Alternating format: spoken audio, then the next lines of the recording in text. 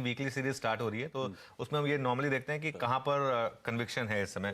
तो आप एक चीज़ बहुत इंटरेस्टिंग नोटिस करेंगे कि पहले वो 100 पॉइंट के डिफरेंशियल पे कॉन्फिडेंस आता था, अभी तो 50-50 पॉइंट पर भी थोड़ी सी राइटिंग है। तो 18,800, 18,850 और 18,900 ये 3 कल कॉल्स हैं जहाँ पर सबसे ज़्यादा बिल्डअप हुआ, खासतौर से 18,800 के कॉल में। लेकिन पुट्स का आप वो देखिए आशीष, पुट्स में सबसे ज़्यादा बिल्डअप हुआ 18,800 पे, उसके बाद सीधा 18,500, 600 पे। तो इसके हिसाब से आपको एक समझ में आ रहा है कि 18,800 जो है वो काफ़ी इंपॉर्टेंट लेवल है। लेकिन मेरे लिए पहला लेवल क्या है वॉच आउट करने का, और अगर वहाँ मिल गया मार्केट तो वो आपके लिए एक तरीके से जैसे कहते हैं ना मार्केट की तरफ से चैरिटी होगी। अगर वो चैरिटी होती तो कहाँ होगी? 20-डे एक्सपोनेंशियल मूविंग एवरेज 18,742 ये लेवल अगर आपको मिल जाए, सिंपल ट्रेड है, यहाँ पर आपको बाय करना है 18,742 पर अगर मिल जाए तो।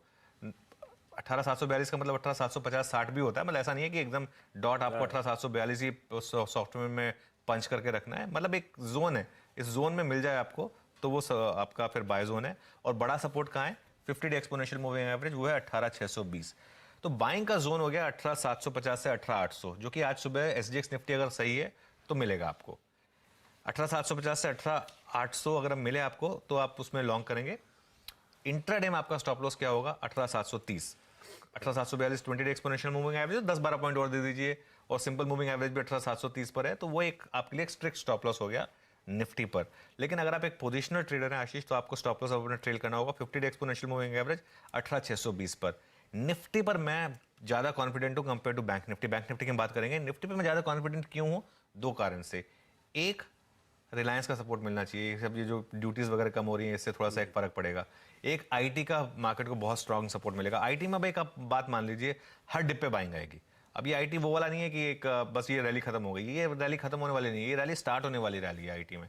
इसके लिए एक सजेशन ये भी था कि आप एक आईटी का ईटीएफ बना लीजिए, जो मैंने क्योंकि आप तो ये नहीं कर पाएंगे आइडेंटिफाई कि किस दिन, कल जैसे एलटीटीएस 10% भाग गया, आज शायद कोई और भाग जाए, तो आप ये आइडेंटिफाई नहीं कर पाएंगे इंडिविजुअल डेज पर। तो एक ईटीएफ एक बेटर अप्रोच होती है, तो वो कर लीजिए।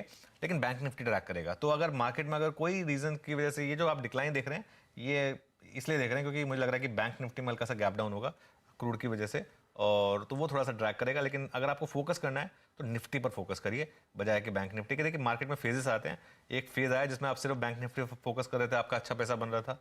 अब एक फेज है जिसमें सिर्फ निफ्टी पर फोकस करिए और अच्छा पैसा बनेगा आपका उसमें। बढ़िया। और आपने हिंट शुरुआत में दे दिया कि निफ्टी आईटी बेहतर है, नॉट नेसेसरली निफ्टी बैंक खराब है, लेकिन निफ्टी आईटी बेहतर परफॉर्म करेगा। वो लैकलस्टर थकावट क्लियरली कल भी एविडेंट। अब ये जब थकावट है और निफ्टी आईटी और निफ्टी बेहतर है, तो निफ्टी बैंक में कुछ ट्रेड लेना है या सिर्फ ऑब्जर्व करना है इसको? देखिए आशीष, मैं एक चीज़ बोलूँगा, कल मुझे ना एक किसी ने ट्वीट करके बोला कि उन्होंने कल बैंक निफ्टी में इंट्राडे में हाईएस्ट प्रॉफिट बनाया, क्योंकि वो जो मैंने कहा था कि 43,500 प्रॉफिट बुक कर लीजिए। हालांकि मैंने ये नहीं कहा था कि शॉर्ट करिए, लेकिन लोगों ने फिर भी शॉर्ट कर दिया, क्योंकि वो एक क्लियर इंडिकेशन था। कल 43,500 का हमारा प्रॉफिट बुकिंग का जोन था, और 515 से घूमा। 515 से घूमा। 515 निफ्टी बैंक का हाई था कल, एग्जैक्टली वहीं से वो घूमा। तो वो एक क्लियरली एक एल्गो ट्रेड थी, ये लेवल्स इंपॉर्टेंट होते हैं। वहां से घूमा और मुनाफा वसूली हुई, लेकिन कुछ लोगों ने शॉर्ट भी किया और अच्छा पैसा भी बनाया उसमें। अब 43,500 एक बड़ा रेजिस्टेंस हो गया है। लेकिन बैंक निफ्टी देखिए कितना ओवर एक्सटेंडेड है। मैं आपको सिर्फ एक एग्जांपल दे देता हूँ। निफ्टी फिर भी 5 और 10 डे एक्सपोनेंशियल मूविंग एवरेज पर आ गया है। बैंक निफ्टी का 10 डे एक्सपोनेंशियल मूविंग एवरेज देखिए कहाँ पर है, 42,872। और हम कहाँ पर हैं इस समय बैंक निफ्टी पर?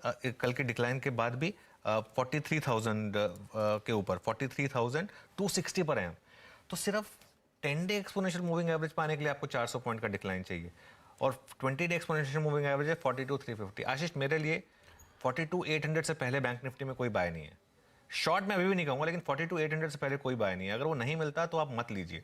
देखिए क्योंकि हो सकता है कि चल जाए, वो अलग बात है, लेकिन वो रिस्क रिवॉर्ड आपके फेवर में नहीं होगा। अगर आप एक रिस्क रिवॉर्ड चेज कर रहे हैं तो आपको वेट करना होगा कि 42,800 आए, और आएगा। हो सकता मतलब आज नहीं आए कल आए, लेकिन ये आएगा जोन। एक बार आपको मार्केट देगा मौका, ऐसे एकदम वन वे मार्केट नहीं भागता है।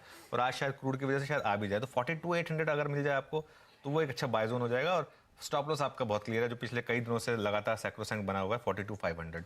42,500 बैंक निफ्टी अब ब्रीच करने की तैयारी में नहीं है, तो लेकिन यहाँ मिले तो ही खरीदिए, वरना फिर जैसा मैंने कहा बैंक निफ्टी से थोड़ा अवॉइड करिए, निफ्टी में ही ट्रेड लीजिए फिर, या इंडिविजुअल स्टॉक्स में ट्रेड लीजिए। इंडिविजुअल स्टॉक्स में आपको जबरदस्त रेट्स मिल रहे हैं आजकल। बिल्कुल ठीक, बहुत बढ़िया।